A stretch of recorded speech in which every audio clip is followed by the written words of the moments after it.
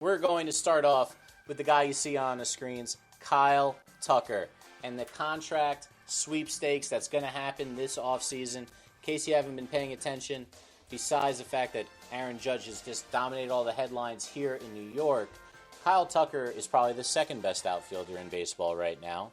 And his current numbers, he's got a 164 OPS plus. He's got a 939 OPS, meaning he's got 12 homers, 14 stolen bases, batting .278, and his BABIP is actually lower than his batting average, so he's got positive regression ahead of him, Speedy. So he's actually should be doing better than he is what they're saying. 38 runs, 35 RBIs on that Cubs team. Look, he's an average defender. He plays mostly right field. A lot of Yankees fans want to fit him in for next year.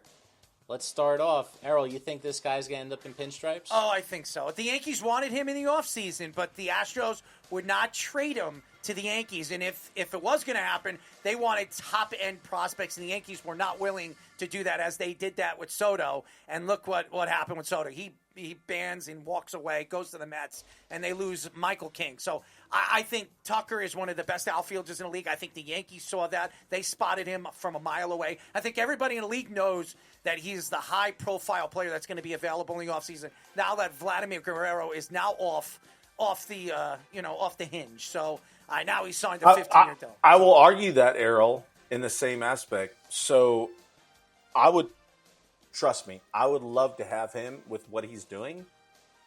But at the same time, what do we do with Judge at the time? Because Judge is way better in right field than he is center.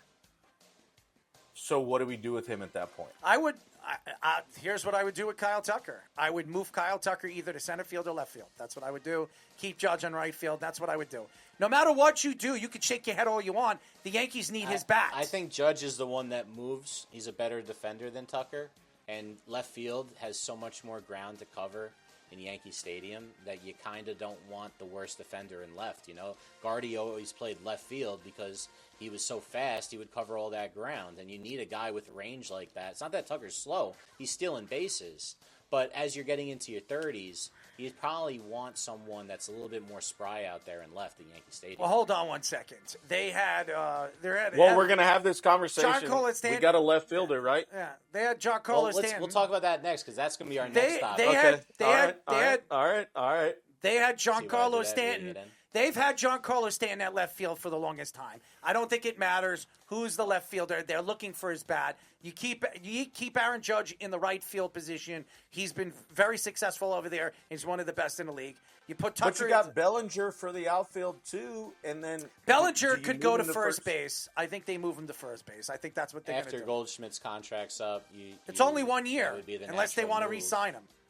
But at the same time, if he balls out the same way, do you not re-sign him? Yeah, well, you put him at first base. You're going to get him cheap. So you put Bellinger at center field, and then you put Tucker at left field. One way or another, the Yankees will make it work. I don't think it's going to be a problem. They're going to make it work. They want his bat. That's what they want.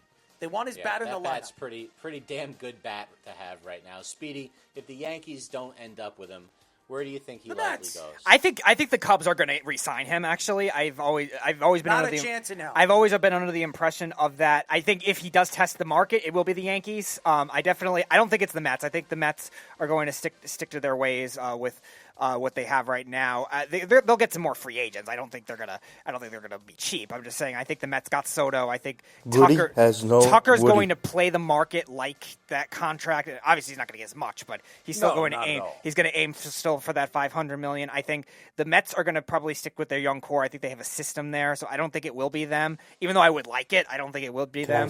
I think the Cubs, they're usually a top 10 payroll team. They were pretty active spending offseason like 2 or 3 years ago. They need more pitching than they do hitting, but I do think they keep him. I think the fans do like him. I have this great fear that he's going to end up playing on the Red Sox. That's also possible. I could say that. I have to see him because they can kind of use that position over there a little bit and reunite with Bregman too. That makes sense. I could just see it going from one villain with the Houston Cheaters to the Boston Red Sox. I think Kyle Tucker will get close to like a Brandon Nimmo type of deal. No, he'll get a lot more than that. Brandon Nimmo's actually on a pretty good deal. Joba, I heard it might be $600 million. Get them.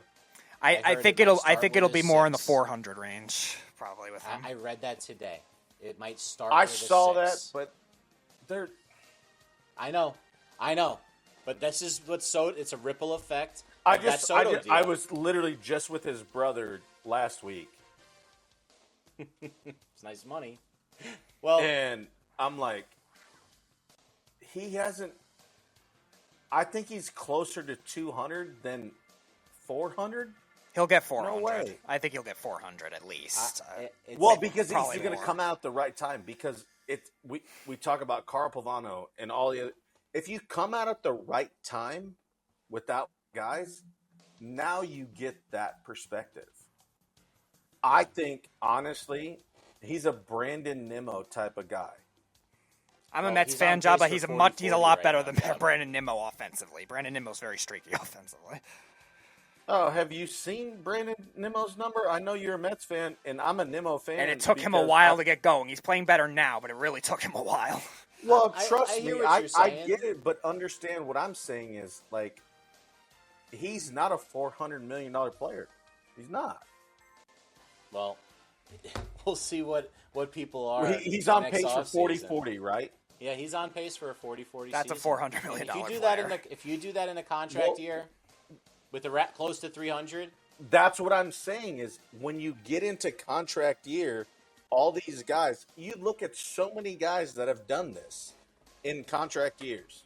Oh yeah, you're not going to get that year from them most likely. That's why they're playing so hard. But what we use is that's our contract year.